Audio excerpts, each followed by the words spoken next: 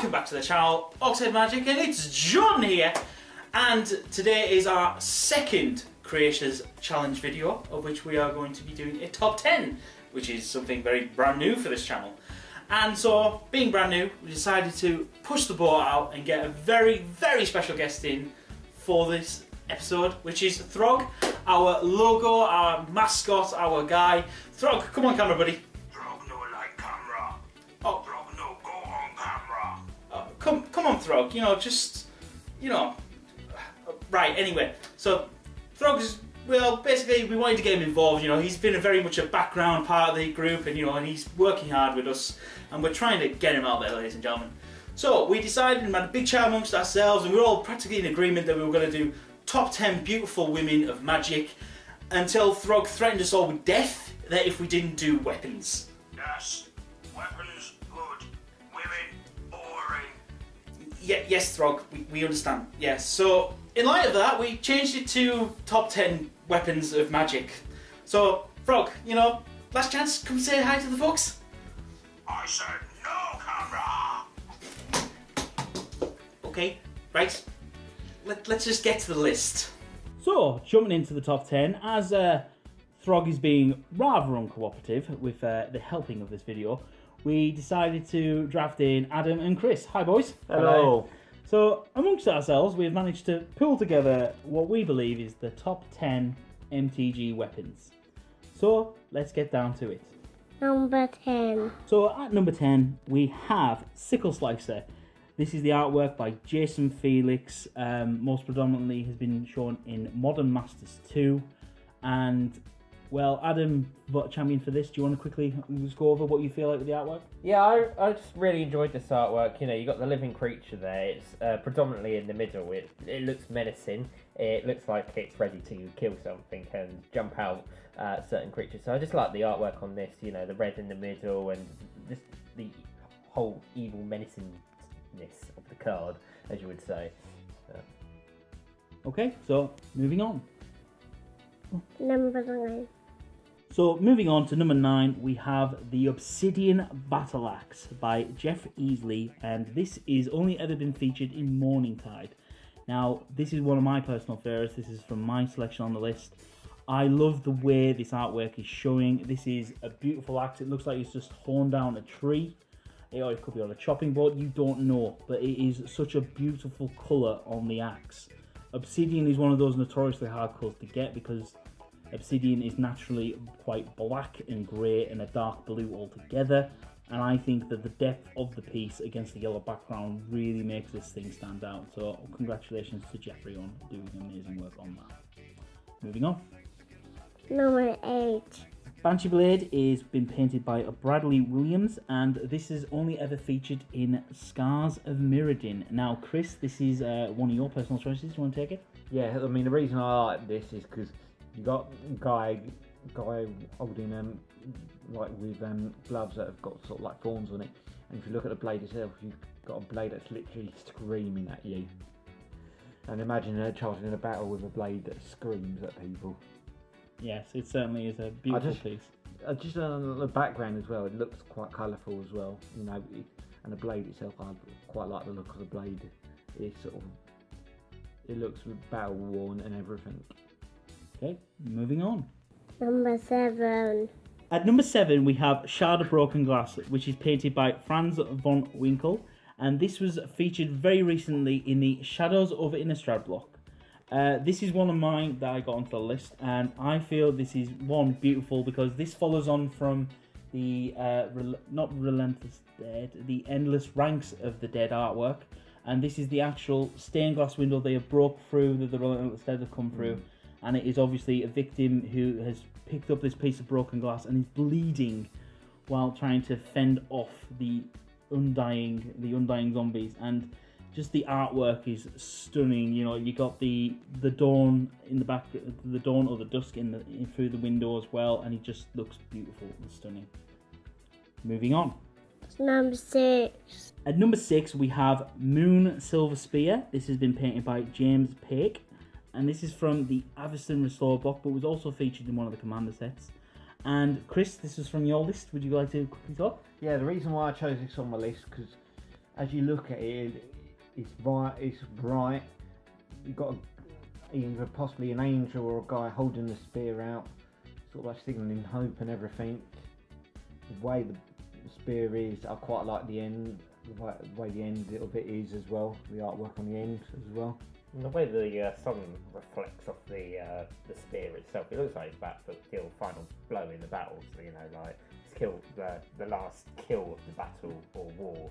It's really cool. It does look like the last saving grace of gods, sort of, is delivering the final blow to whatever demon that's about to pop up. So, moving on. Number 5. So, moving on to number 5, we have Mortarpod. Now, this was painted by Eric Deschamps and was featured in the Mirrodin block as well as Modern Masters 2.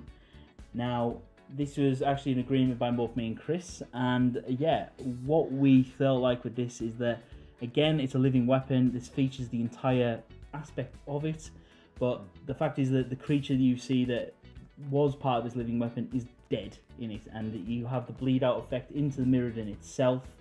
And I just think it's quite stunning and beautiful, the way that he's contrasted the robotic landscape and this pure sort of ball of red in the middle. It just looks stunning.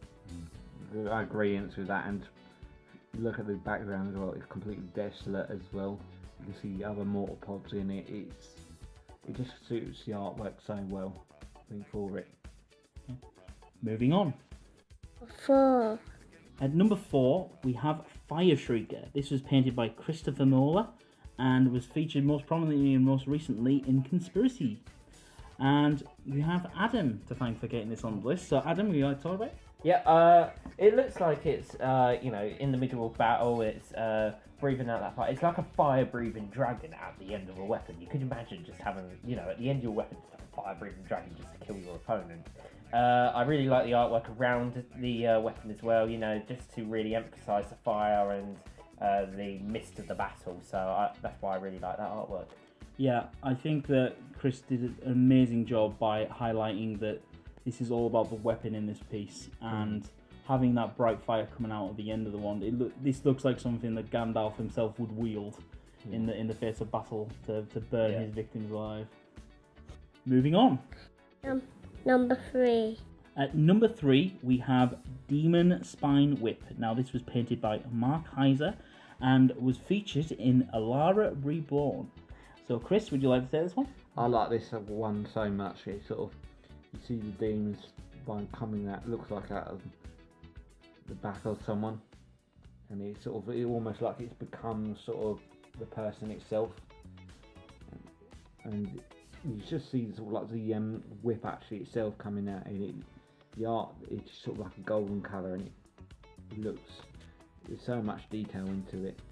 Yes, I mean, having the dark background and having this whip being so prominent, it actually looks like it's actually trying to break out the frame as well while you look at it, and it is very prominent. And actually, I mean, I know we're not judging this based on the card itself, but the flavour text, I feel, actually fits this card beautifully, which is using a spine to break a slayer's back appeals to the Grixis sense of irony.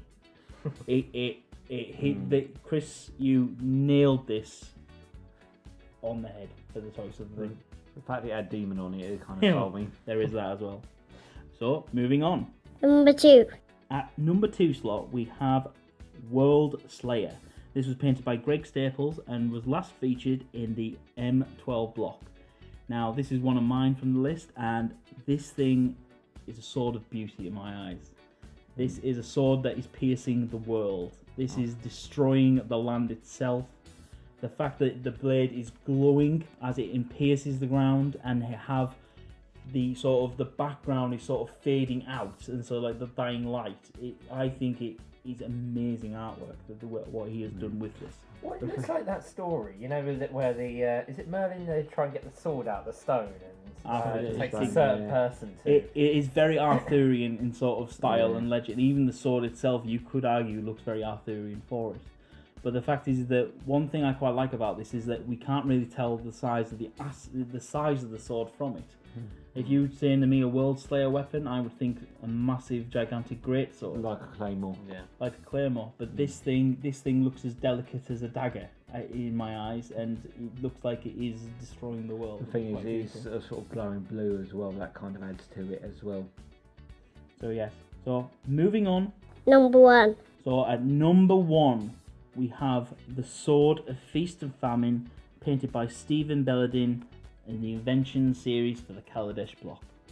Now, Adam, you got this onto the list yourself. We couldn't quite decide on the artwork between the original artwork and the Kaladesh one. I think, to be fair, both of them are. Both of them are stunningly beautiful, but Adam vibed for this one, so let Adam take it away for this. Yeah, the reason I kind of picked this one onto the list, I really, especially in the Invention one, you can see that the grass is dripping off at the end of the sword.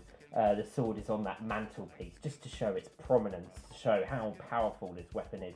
If you were going to reach up to grab this weapon, you know that's going to be a special weapon rather than, you know, any other. Like you did say, I could have easily have chosen the other artwork piece as well. You know, both of them would have deserved a place on this list.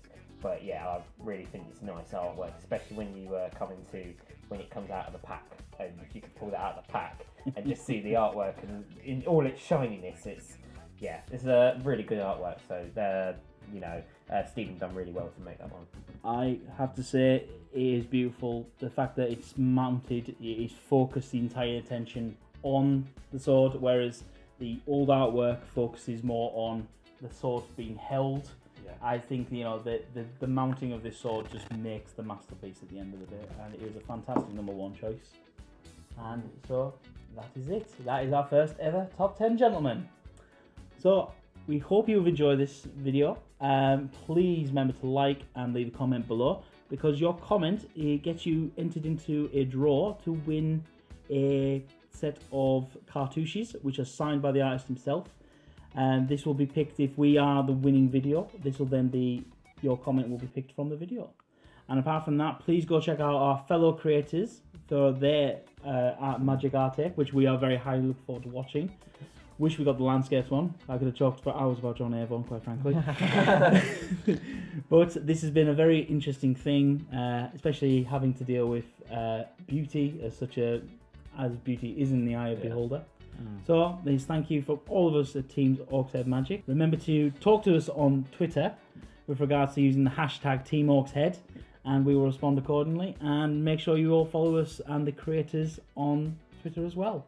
So, thank you from all of us. Thank you, guys. Bye. Thank you for watching the video. Please remember to hit that like button, it supports the channel for free. Also subscribe, and remember, if you don't want to miss any videos, hit the bell icon right next to the subscribe button. Thank you for watching again. Goodbye.